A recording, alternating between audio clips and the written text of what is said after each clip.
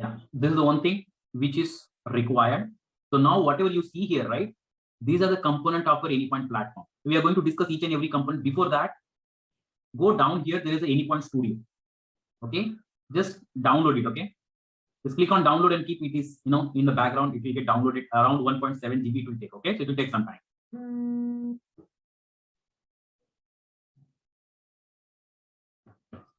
Okay, do that. So second step, first step you have created account. Second step, download this Anypoint Studio. Okay, and download it and go for download 30-day trial, but it will work. It's not like only 30 days Anypoint Studio work, no, like that. Okay, so you give your operating system. Mine is Windows. Go ahead and say download. Okay, so it's getting downloaded 7.11.1 version. Okay, so this is the latest one.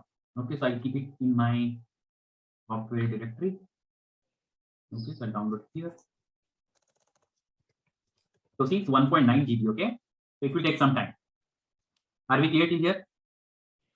Yeah, actually, I already have an account, so I'm just trying to create a new one. It was from long time actually. So yeah, in 30 days it will get expired, right? So yeah, that's why I was just trying to. But still, it was not taking my email ID. It says that it already exists. So I'm just creating a new one. So for email ID, it won't throw any error.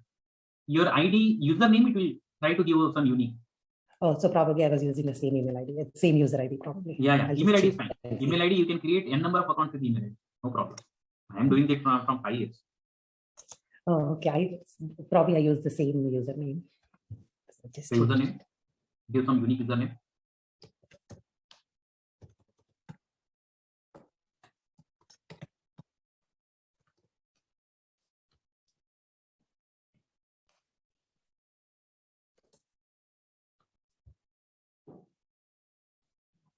Okay, next thing is, if you're done till that, just let me know.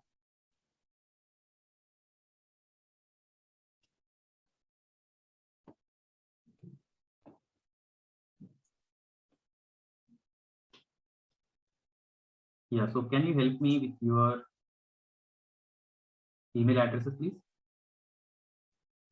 Do you guys have the Gmail email addresses? Yeah. Damodar?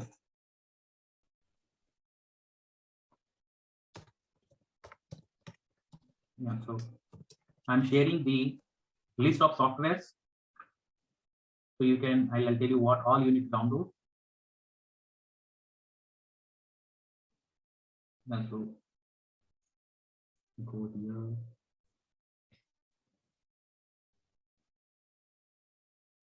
Are you able to hear me clearly? Yeah. Yes.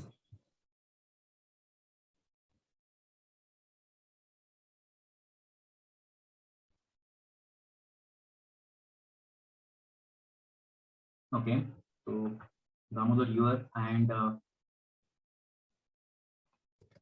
tomorrow I'll share with Shirisha also. If you have Shirisha's ID, you can give it to me.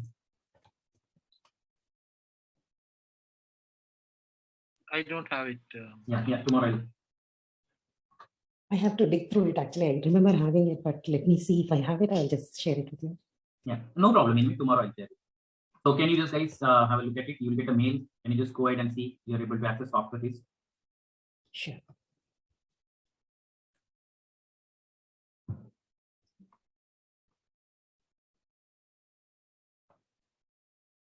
So you don't need to go here and there. Okay, so I have already the software here. Okay, you can download it from here directly. Okay, so otherwise we need to go to each and every sites and download it, right? Just a second, guys. I'm getting one call.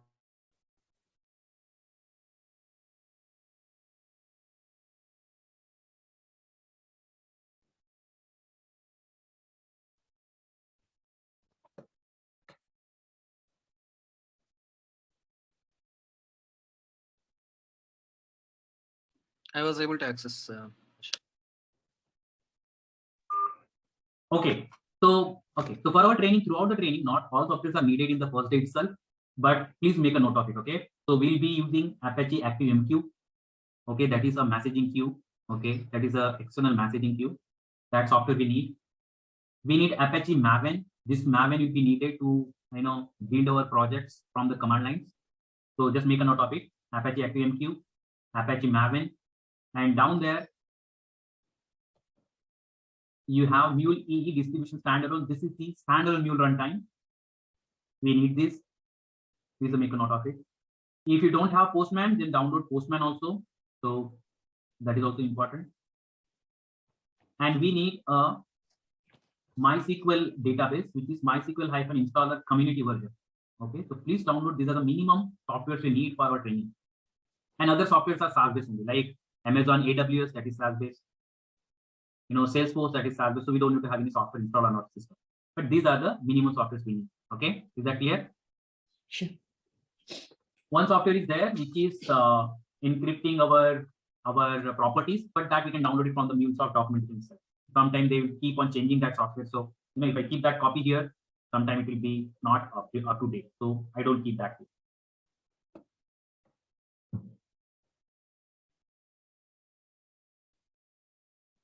Secure properties in Mule 4. Okay. So I give you the link, this one. Download that also, so that we won't get forget, right? So let's go to the chat section. Yeah, go to this link, and down there, down here, secure properties tool jar file. Please download this and keep all these things in a single folder. Maybe you can give a name called software and keep there, so that you don't need to look here and there for your software.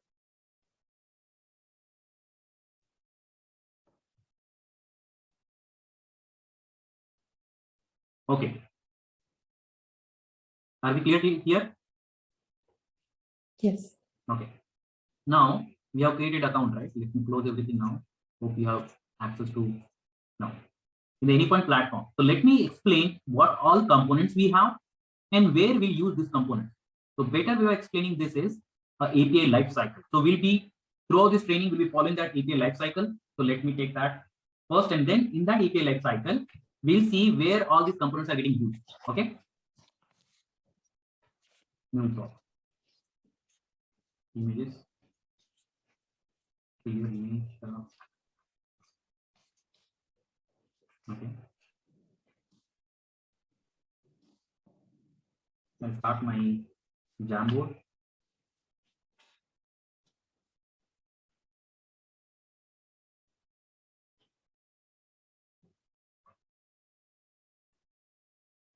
So please pay attention here, okay? So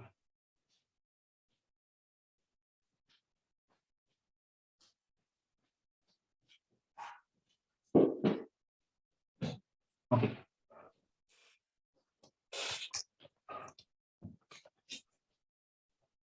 Are you able to see my screen clearly? Yes. Okay. So API lifecycle, it started with MuleSoft recommend to start with the design phase. What we write in a design phase. In design phase, whenever, so if you have some knowledge about or some information about the MuleSoft is a completely API management tool where we'll be designing APIs, where we'll be implementing APIs, where we will be deploying the APIs, then the management, governance also we do here, and then maintenance also we do in the same tool. So if I create, just now we create a trial account, we don't need to buy any other software at all. Everything is there inside one umbrella. And now those components which are there in Anypoint platform, we see that where in this API lifecycle phase, in which phase I can use those components. Okay. So first phase, we start with the API design. So that is a design phase over here. Okay. So let me take this one. And inside this design phase, what we write API specification. And writing API specification, we use a API design center. And if I log in here, there is a design center over here. This design center will be used to write API specification. What is API specification? API specification is nothing but the information about my API, which I'm going to implement. So in other words, when you want to build a house, you'll build first a blueprint, right? You go to architect and say that give me a complete blueprint of my house, how it looks, what is the measurement, what all rooms are we have, where is the all the structure of your house. That will be created by your architect. That is the phase we are doing here when we are starting implementing API. So in the design center, we'll be writing what all resources will be there in my API, what all methods will be there, what are the query parameters, what are the header parameters, what will be the input, what will be the output, which protocol will be supported by my API, which data type will be supported, whether JSON, XML, all those things will be writing here in this design center. So now we can use the design center also, and we can use the Anypoint Studio also to write API specification. Is this clear? The first step, what we're going to do in the design phase? Yes. So we have two softwares. One is Design Center, and Anypoint Studio also we can use this here. Anypoint Studio. Anypoint, which we have just kept it for download. Anypoint, and this is your desktop IDE. Just like for other programming language, we use IDE. For our MuleSoft, this is the IDE.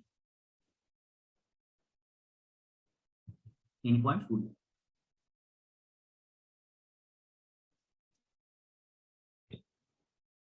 Okay. So Design Center plus this guy will help us to write our API specification. Now in two languages we can write the API specification. One is RAML.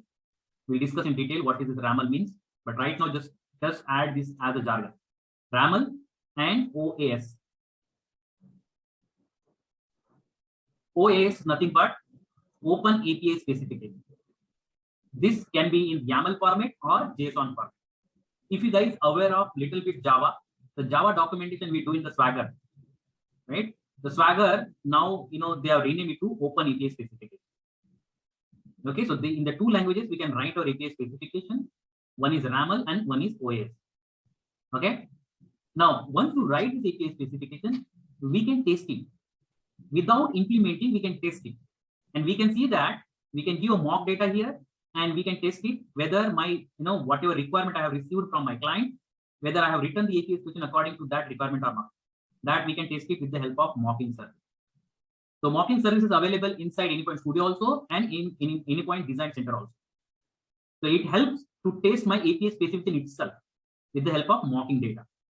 So without implementing API, I can write the prototype, and that prototype is nothing but mocking service gives the flexibility to test whatever we have written in the Design Center.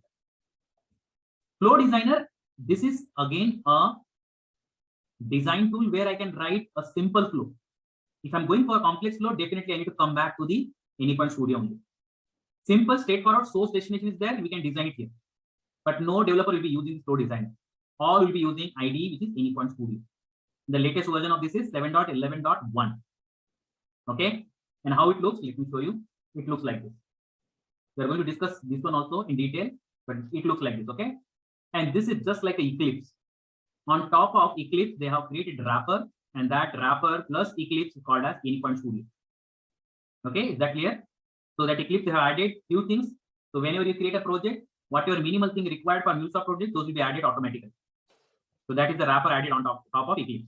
Okay, I don't need to go and explicitly add any dependencies, any libraries, nothing.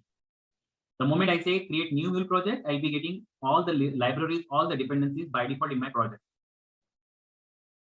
Is this clear? How Anypoint Studio looks like? We are going to discuss this, what all perspectives we have, what all we get when we create a project, what is the folder structure, what each file means, all those things we are going to discuss. Okay, but right now let's discuss this.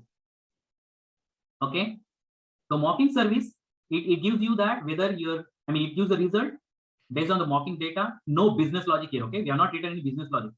Whatever mocking data we are writing in the RAML, that will be able to see here. But the request structure and response structure will be same even you implement it. That means here I can say that this is a simulation of my implementation. How my implementation will be working, that thing we already written over here. So that is your design phase and prototype phase. Now what you do, once your RAML is done, you tested it with the help of mocking service, you can upload it to a exchange. So there is a tool called Exchange. And this exchange is nothing but a marketplace or app store. In our mobile, there is an app store, right? We go to app store whenever we want app, we go there and search for the app. Let's say I want the Ola cab app. Let's say I want the Uber cab app. I'll go there and I search for it. I get the list of APIs there, cab APIs, and then I download it, correct? Same is this one. So this guy, whenever you write API specification, you go ahead and publish it here in the exchange. So what advantage we are getting here? Now you remember what you do in the mobile, you go to the exchange and search for it, right? All other users also doing same thing. But that app store is at one location. It's running on one server only. It's not there on your mobile. It's there somewhere else. And once you download it, that app will be downloaded to you. So what do you mean by this? At one place they are publishing it, but all other world can go there and they can search it. So that means it's visible to everyone. Publicly it's visible to everyone. So what advantage we are getting it here? So other people, if they have same kind of requirement, they will come to Exchange first. That is what they recommended by MuleSoft. First to search it, whether that API is already implemented by other team members, other organizations. If that is already implemented, why you are reinventing the wheel again? Go ahead directly and reuse it. So this Exchange will give you discoverable flexibility. Discover, you can discover the assets over here, what all assets are available, what all APIs are already implemented. And then this guy gives you a reusability option also. So you can reuse from here. So two things, discoverability, the discovering the assets, and reusing the assets. These two properties or options can be achieved with the help of Anypoint Exchange. This is also there in our Anypoint platform. Have a look at it. So we talked about Design Center. See here, Exchange is already there. Okay, so this is the tool we're talking about right now. Now let's go back. When you publish it to Exchange, it gives us the API console. Just like mocking service we have, mocking service is internal to a Design Center. API console is publicly available for the user. So once they get the API, okay, order API is already there. Let me test it, how it looks, what kind of request is expecting, what kind of query parameters, header parameters, URI parameters expecting, what kind of output is getting generated by this. All those information will be available, and it can be, he can test it via API console. This tool also will be available in the Exchange. Okay, once we write a YAML and once we publish it, I'll show you how to test via API console. Now till this point, if I go till this point, okay, what I have done, I have written the API specification about my API. So I have written the complete story about my API. How many methods are there? How many resources are there? What kind of query parameters, URI parameters, header parameters, what kind of protocol, all those blah, blah, blah I have written. I have tested it locally in my Design Center. Then I have published it to the Exchange here. Okay. Now the other users or other team members, they will be testing it via API console. That means they are validating it. So if they have little different requirement or your client, okay, what the client gives you requirement, that's what you have written this API specification. So he will go there and he will test it, and he will verify whether according to the requirement this API specification is giving a response or not. So client will validate it, and then client will give approval. So he will give feedback if there are something missing, right? He will give feedback and he will give final approval. So if this guy gives some comment, I will be in this loop only. So he will give some comment, I'll go and change my design again. I'll make those change, implement those, or incorporate those comments, then go back, test it again, publish it again. Again, your client will validate it. Okay. If it is okay, now he will give approval. Now, if it gives approval, means you have approved API specification now. From that API specification, you can start implementing it. So for implementation, we know that we need to use Anypoint Studio. So in Anypoint Studio, we can generate the project by importing this API specification. So automatically, it will generate a default flow for us. Okay, and inside that flow, we can write a business logic. So right hand mocking service, we are giving mock data. In implementation, it will be actually connecting to your database, actually connecting to your external services, and from there, live data will be pulled. Here, we are giving mock data. So whichever request you send, you will get only mock data, standard data, constant data, static data. But here, once your implementation is done, it will be actually hitting your actual API, getting the data from there. It will actually connect into your database, query the database, get the data from there, and then it will serve to your client. So that is what implementation means over here. Okay, this implementation has to be deployed it should not be locally to your Anypoint Studio, right? It has to be deployed on some server. So deployment environment we have on-premises deployment environment, we have cloud-based deployment environment. And we have, with the Anypoint platform, we have already runtime manager. Inside that, we have Cloud Hub. Already Cloud Hub is there, cloud-based solution. So there are environments here. You can go ahead and deploy your code, which is there running inside your studio, to your sandbox, so that other developers can start using it. So if you notice here itself, at this point, this side I'm talking about, you already achieve the parallel development. How?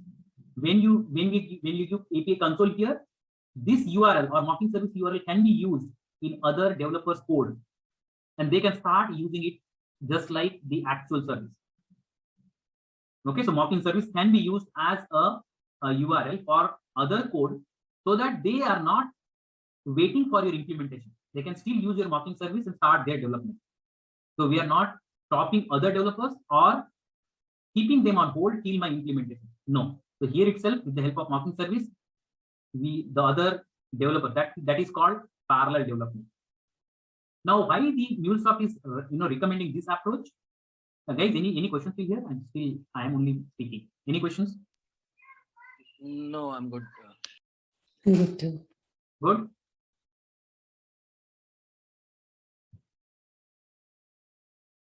Okay. So once you start implementing, so today we are discussing only API lifecycle, what we are going to achieve from this training. All these phases you'll be, implementing actually. Okay. And what all tools you'll be using, that's what the information I'm giving you. Okay. And how the flow, how this lifecycle goes, who all are involved here. Okay. That's what I'm telling you right now. Okay. So once you have approved API specification, that means once you have approved architect blueprint, you start, building your house, right? You start with base and then start building the house. So that's what we are doing here. So now in the develop phase, we'll be implementing our business logic. We'll try to connect to the actual data. We'll try to connect to the actual service from where I should get the data. Now internally in Anypoint Studio also we do the testing. So we do the development there, and internally in the studio itself we test it. So we'll make sure that all the connections are fine. Whatever data I'm getting as per mocking service I'm getting. Okay. So let's say in mocking service, you are returning only one record. Here you'll be returning 100 records, but the structure of the data will be same. The fields in the data will be same. You cannot change it because the mocking service is getting used by your other developers, and they are implementing their code based on the mocking service output. So the mocking service output and the actual implementation output should get matched. The mocking service input and the actual implementation input should match. You cannot break this mocking service. Whatever we are returning or accepting in the mocking service, that same thing will be accepted here. But here you are returning mock data, here you will be returning live data. Is this clear? Structure of the data, input, query parameters, header parameter has to be same. Only the source and target of the data got changed here in the implementation. You are actually connecting to your target system, actually connecting to your source system. And then if you want to write some business logic, filtering the data or massaging the data, changing the values, okay, calculating based on some values, aggregating the values. So that orchestration will be writing here. But the input and output has to be same as per our mocking service.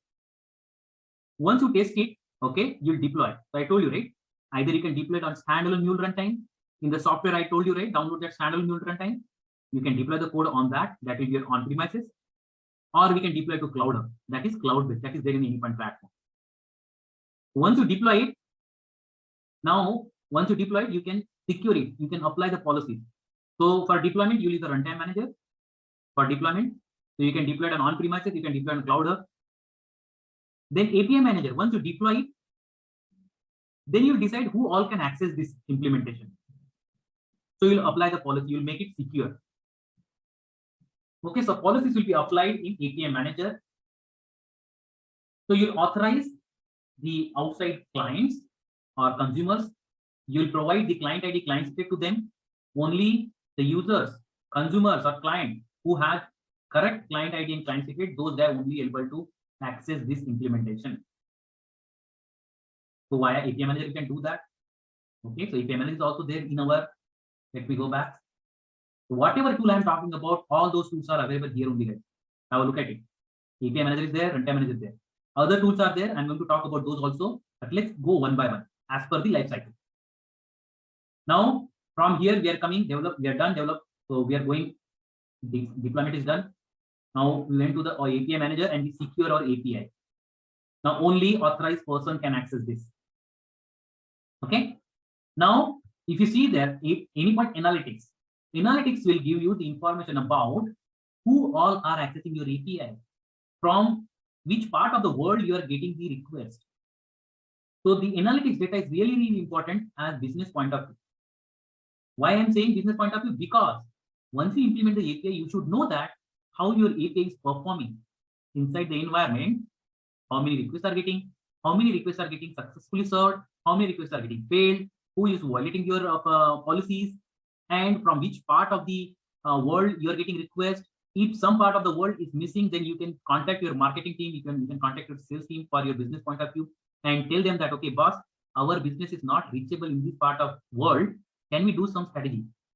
Can we do some marketing in that area so that my business will reach there? I'll be able to increase my revenue. So this analytics data is really, really important. So for Amazon point of view, right? If let's take the Amazon, they have ERP business, correct?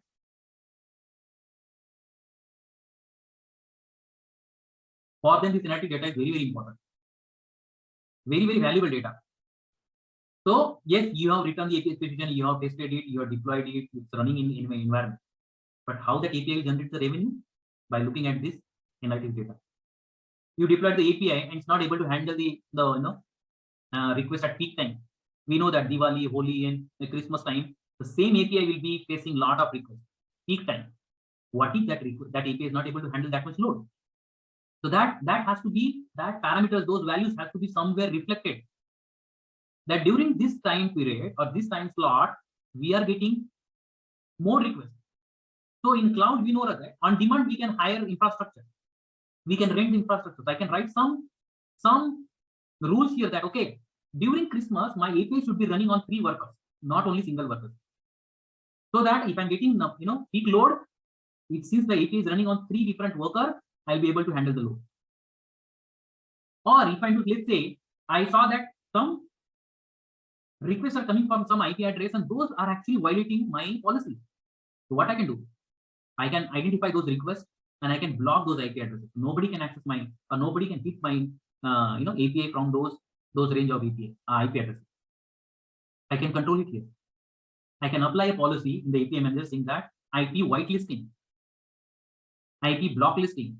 So those policies I can apply here and I can, mention those IP addresses there. So those IP addresses will block. Why? How I can do that? By looking at this analytics data.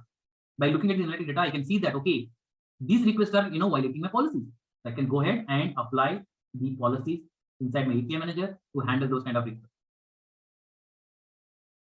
Okay, clear? Now, finally, we can write a portal. So once you publish to the exchange, you will get a console also, and you'll get an API portal also. So what will be there in the API portal? API portal, the information about your API. So how many instances are created for this API? Okay. And from the API portal, you can see that how you can access, what kind of request you can send. What all information will be written down here in the API portal. The API portal can be your private API portal. So only your organization can see that, or it can be public. So public means outside of your organization, anybody can see that API portal. And with the API portal, the console also will be there. So let's say your client is not part of your organization, let's say. Okay. So now the client is not part of your organization, so they won't be having access to your private portal. So you need to create public portal for your API, and then your client will be able to access public portal. So to access private portal, you should have Anypoint platform credentials. Just now we're logged in with our Anypoint platform credentials. This is what our Anypoint platform. And to access our public, we don't need any access or any credentials. It's publicly available. I don't need to log in anywhere. Okay, so this is your life cycle, guys. Any questions over here? Do you think anything we are missing here? So we started designing. We have tested via mocking service. Then we have make it available for feedback. So our client, other developers, they engage with that. They gave their feedback. Based on the feedback, I went into the same loop again. If the feedbacks are there to be incorporated, I again went to the same wheel. Then after incorporation, I have published again with a different version. Now again, my developers and my client looked at it and they are happy now. So they gave approval. Once they gave the approval, I went to the development phase where I have implemented my project. I have added my business logic, orchestration logic, and locally in the Anypoint Studio also I have tested it. What I have tested here, so whatever I have seen in mocking service, whether I'm able to see the same results, count will be different. Count will be different. Here you're just giving 1 record. Here you'll be giving 100 record because live data, right?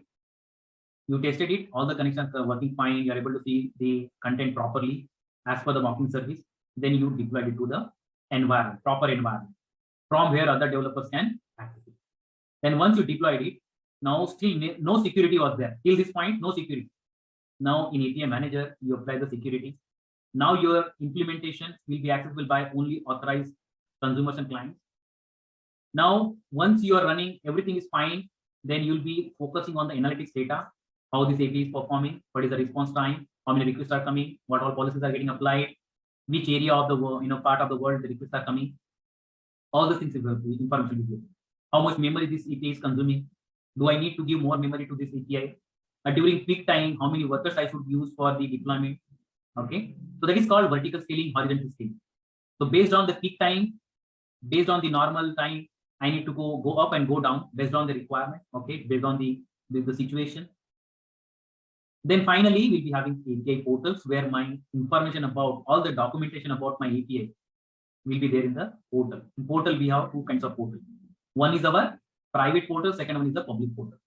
So public portal is accessible to everyone. Okay, is that clear to everyone? Clear? Yep. Yes, it's clear. So this is what we are going to follow throughout our journey. Okay, throughout our training. So let's go back and let me give you the little information over here. So if I take the screenshot of this time. So this one, design center, we already discussed, right? So this is useful for, can you tell me please? This is responsible for, what is the responsibility this design center has?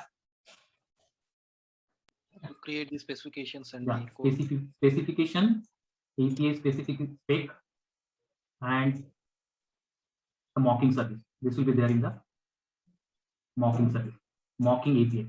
So these two responsibilities are there inbuilt over here. Okay.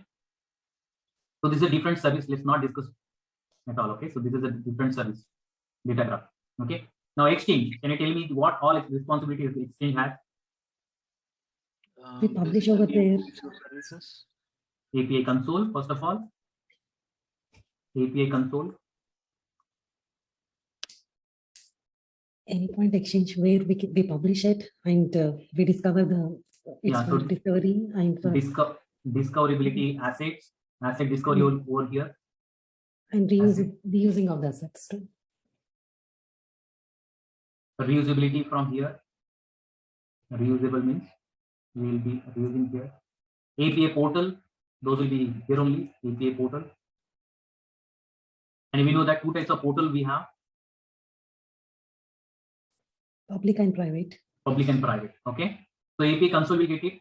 Now, once you secure an API, the people will be putting access request here only. So access request also here only. Access will be given from here only. So whoever clients want to access, right? Those guys will be coming to the exchange, selecting the API, and then requesting for the access. So that also will be here only. API console, discovering assets, reusing assets, API portal, putting access request, everything over here in the exchange. Now, access management, by name itself, you can see that we have not discussed this because this won't come in an API lifecycle first of all. So access management is something where we control the access of users, platform access. So here we consider, and this is not the developer activity first of all. Platform access will be controlled by admin, whoever owns this, whoever owns this platform. That guy will decide which user will have which access. So platform access will be controlled from access management. So what all will be there?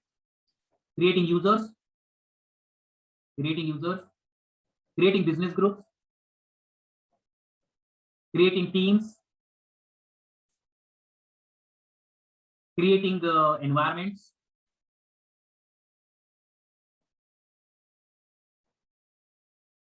adding identity providers, external identity provider if you want to configure. These all things will be provided by, and this is not part of our training. Okay. So identity provider will be configured in access management only. Now, in API manager, we'll be governing our API. So governance of our API, that means applying policies, governance. Okay, governance will be done inside the API manager. Runtime manager, it will be taking care of management of your deployments. All the deployments will be handled by runtime manager. Okay, so while deployment, you will tell all the information. Okay, which version of runtime you want,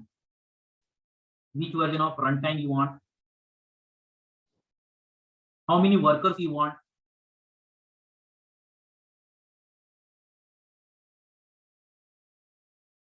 okay, what is the size of the worker size, In which environment you want it to deploy, env you decide here. Okay, so this deployment will be handled by the runtime manager. Now, visualizer and monitoring, these two things are related. Once your deployment is done, your API is perfectly running, then visualizer will tell you the application network. So means your organization's API complete network. So how many APIs are there? How those APIs are connected with each other? So it will be having kind of graph. So here graph, this API is calling this API, this API is calling this API. Now this API is calling other API here. So complete graph will be visible in visualizer. Monitoring again, so creating dashboards. So analytics data, right? I told you, right? Analytics data. So from that analytics data, you can create the dashboard. So by looking at that dashboard, you know, your business owner or audit teams, they can understand, okay, so they, let's say they wanted to, the audit team wanted to see that how many APIs are without policy. If that information they wanted to see, one way they can go to API manager and each and every API they can check. That is not the, you know, optimized way of looking at it. So they can come here in the visualize section and monitoring section. From the visualizer, they can clearly see that once they select the policy, they can see that, okay, what all APIs are not having this policy. Clearly, they can contact those API owners and say that, boss, your API is not having policy properly. Go ahead and apply. Okay. From the dashboard, you'll be able to see how APIs are performing, number of requests, average response time, who is violating policy, all those things will be visible in the monitoring section. If you want to see logs properly, all those things will be there. So these all are components of your Anypoint platform. And all these components, do you see, do I need to buy anything other than this? No way. What your life cycle we have discussed, right? That is a complete life cycle, and that life cycle is able, I'm able to achieve with all these tools available here, components available here. Clear? Yes. Clear, right? Yes. Okay. So let's start the simple requirement. Okay. So let's go ahead and start simple requirement.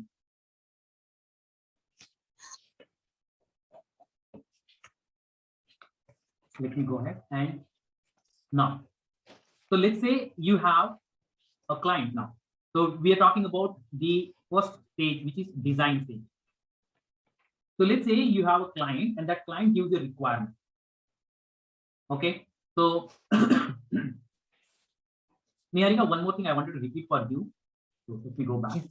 One thing, because that is important. In the first class, I think I already explained it, but for you, it's very important. Okay. Okay. So let me get that first. So API led connectivity. Ashish, maybe if you can probably tomorrow or end of the class, if you can refresh those 3-layer architecture and all, maybe it might be helpful for her Harika also. So Sirisha, okay. I mean, do you want me to take it later? I mean, not this one. Yesterday we had discussed about the 3-layer architecture and more important about the why the MuleSoft and all, right? Harika was not there. I'm just that's what I'm explaining now. Okay. Yeah. Okay. Yeah, I know that is important, right? That's the reason. Yeah, I'm taking it. Just be with me, okay? So, okay.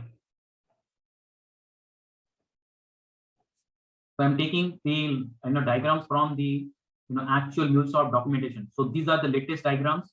I'll also recommend you to guys please refer these documentations. Okay. Okay. Okay. Now, yeah. Now let's go ahead and go to my Jamboard, which is my whiteboard. Clear it, Control V. Okay. So first we'll understand what is this architecture means, okay, and how useful this architecture is. Okay, so let me explain one by one. So let's say, before coming to this approach, people were following some traditional approach. Okay, so let's go ahead and first have a look at that traditional approach. So I'll go to the next slide, clear it, and I will show you that traditional approach. Okay, so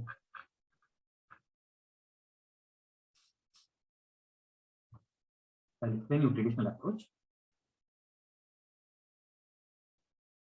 And I try to map it with a day-to-day life. Okay, so I generally do that so that we can understand very easily. So now let's say we are following traditional approach of monolithic. Monolithic means something where you implement in the one project itself. Okay, and you bundle everything in one project and then you deploy it. That is called monolithic. And then we improved it and we come up with the microservices architecture. So I'll talk about that. First, let me talk about this. Okay. So what happened? You got the project of Web API. You started implementing Web API project. So for this Web API requirement, you got, you decided that, okay, you start with your architecture and then your client and you three guys were, discussed and came up with that. Okay, I need order structure. You need order history. You need aggregated data. And you have this target system, 3 target system. What are those? SAP system. You have Salesforce system. And you have ERP system. Inventory management system here. Okay, 3 systems. So for this Web API, what you did, you wrote the custom code to connect your SAP system. So you added that code, connection code in your API itself here. Okay, here you added the custom code to connect Salesforce inside your API itself. Then you start adding code, this code, inventory management system connection code inside your API here. Here, have a look at it, what I'm doing. Okay, please pay attention. Now what happens? Now what are you doing here? You're implementing this project, very good, working fine, very good. Now in future, after few days or few months or few years, you wanted to change the system. Instead of inventory, you wanted to go for some database. Now what happens? You need to make this connection change here itself and here itself. Now when you're doing these changes, this is a complete one application, right? That means you have to first stop this, make these changes, test it again. So that means you need to test this code also, you need to test this code also. If you're testing this code, do you think your Web API is working? No way, because you're testing the code, you're making changes there. That means your Web API is down. You are facing downtime here. And think about it, if one of the API is down for even seconds for Amazon, last time something happened, how much business they have lost. For a second, some API was down. I didn't remember exact API name for the Amazon in UK, and they lost business like millions and millions. So downtime is not at all acceptable in right now, current industry, current trend. Nobody accepts this downtime. Now, other problem is, since you are, hard coding this connection information here and here, every time if I change, even if I change the credential of this particular system, I need to go here and change it. Forget about changing the system, I'm changing the credentials first of all. Do you think right now we are just talking about simple API where we are taking data into places? Now I know that this inventory system can be used in n number of systems in your application. Think about it, how tedious job will be only changing the credentials. That is the problem again. So it's not easy to make the changes to the code because it's a hard code, it is tightly coupled, tight coupled. This is called tightly coupled. So there is no agility here. Tightly coupled. Okay. Okay. Now, if you see here, now I have written this code, connection code here. Can I reuse it somewhere else? No way. I cannot reuse it. It's just for this API. That's it. If I want to access the inventory job, I need to write one more custom code over here. And again, I need to connect this system. Again, I need to connect this system and write that logic, do the maintenance again.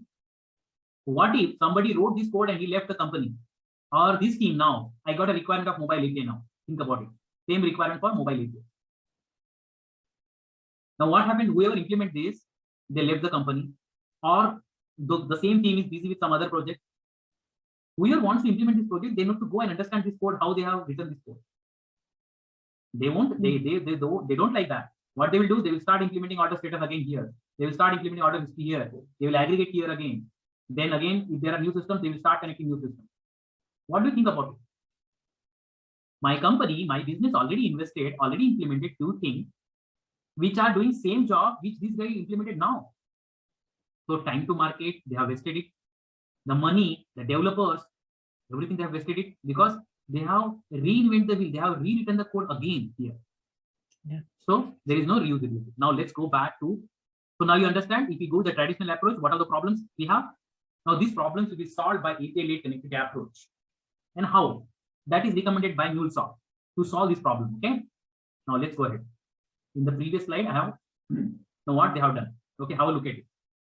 So this inventory is not at all, this connection code not at all embedded here, not here. So what they did is they have exposed the data of this inventory system via one API called system API. Now the system API is a very lightweight API which has a single responsibility to get the data or to put the data. So this API will be used by all other parties to get the data. Now you see here, the order status just need to know that how to access this orders API, order system API. Order history just need to know that how to call this. He don't care what are credentials of inventory system. Am I right? First problem is solved. If I want to change something here, I just need to change over here. That's it.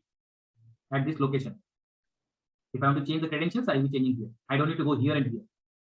These guys are just calling API. This API, order status, order system API. Same goes for other systems here. So I'm not embedding or hard coding this connection logic in each and every API, only at one location. Now what I have done, I have created a system API.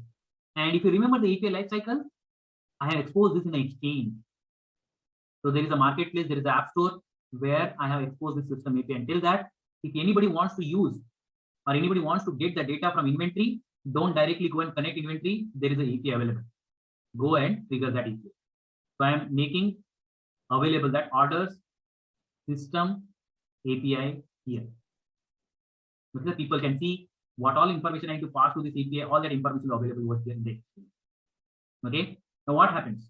Since this is available here, if so similar way, all the APIs will be available there because same pattern I'm following, all these APIs will be available in the exchange. All these APIs are available in the exchange now. Okay. So with implementation, what I've done, so this requirement came after time. I mean, after implementing this, right? Mhm. So I have written the API specification for each and every API now. And those API specifications are available in the exchange now. So I have changed that traditional approach of writing stuff and keeping with them itself. Now I am saying that no, I have implemented something. If you want to access, here it is. So that is my marketplace called exchange. This is my exchange. Now exchange is helping me to do the marketing about my API freely. Okay, so this is the marketplace. Okay. Now, definitely with this approach also, this guy will take the same time which the traditional approach took. Okay, but what are the advantages we are getting? I am generating reusable assets now in the same time. And these reusable assets are there. Now, after 6 months, I got a requirement for mobile API. Where I'll go? I first take, my architect will go and check here. And look for, okay, is there any order status API already available? Yes, is there. He will start using directly in this project. Using means it's directly calling. You don't need to, copy that code and create one more instance here. No, directly reuse it, access it. Then he will say whether order history is there. Yes, that is also there. Start accessing. Do I need to implement that again? That much time I have saved. Now I have new requirements. I'll again create shipment status and I'll publish this over here. So this shipment, somebody wants to use it, it will be available in the exchange. Now what you're thinking about it? We'll try to solve those problems. So first difficulty problem is solved. So I'm able to save time to market. So my time to market for mobile API will be very fast. Time to market ETM is less now. So if I'm able to achieve this, I'll be there in the market, before other competitors. So I'll be getting good business. So simple approach will solve a lot of problems. Okay. Now let's say you want to change this inventory system now to database. Where all you need to make a change? Tell me. Only to this system API. That's it. Only one change. Do I need to change here? Do I need to test this? No way. You just need to test this code. That's it. System API. Okay, clear? Yes. So that problem is gone. Okay. Now I can map this API-led approach with our kitchen. Okay. And Damodar, I already explained you. Maybe you can recall it what I have to. So this is exactly similar to our kitchen. Now you'll be thinking what Ashish is talking about. Now, whatever the system API is, right? Let's say I want to prepare egg curry. Okay. Have a look at it here. Okay. I want to prepare egg curry. I don't know whether you like it or not, but I'm a foodie guy. I want to prepare egg curry. Now for preparing egg curry, I need ingredients, correct? Yeah. I need oil, I need onion, I need a tomato, I need a chili, I need a masala. All those are coming from here. So this guy will give me onion, this guy will give me oil, this guy will give me chilies. This guy give me a masala, and something I'll be taking it from here. So these guys are giving me a data from their own containers. These are containers. I'm getting it. Once I get, I'll gather it here at my kitchen platform. So this is my kitchen platform. Now I'll start a gas over here, and I'll put all the ingredients according to my requirement. How much onion I want, that I decide. How much oil I want, that I decide. So here I prepare an egg curry. Once the egg curry is ready, my family members or your family members, they want to eat that curry with a different way. So that is called their experience. Somebody wants to eat that curry with the rice. Somebody wants to eat that curry with the chapati. Somebody wants to eat that curry with, let's say, in a bowl. Somebody wants to eat that curry directly in the plate itself. So the experience API, whatever food is there, experience API will just serve it in a different way. Process API, it will cook your food. That means all the business logic will be writing it here in the process API. Experience API is very lightweight, just to serve. Means by looking at the client, it will give you data. So the data is available. This guy can convert into JSON. It will give you to JSON. This data is there available. If this client wants in XML, it will give you the XML. So these clients just want few fields from that data. Just it will filter those fields and give those fields only. So you understand the kitchen stuff and the API-led approach exactly similar. So all the business logic where we are cooking our food on our kitchen platform. There we'll do the all massage. How much gas I need to give, how much oil I need to add, how much time I need to cook. All those things we do in our kitchen platform. So process API will do the business logic. No business logic here, no business logic here. All the orchestration logic or business logic will be here in this process API. Only simple lightweight logic will be here, like converting into a JSON. If it is this in CSV format, this CS will get transformed to JSON and that will be presented to the web API. These system APIs are very lightweight. They have single responsibility. Okay, don't combine multiple responsibilities in one system API. Again, system APIs are lightweight.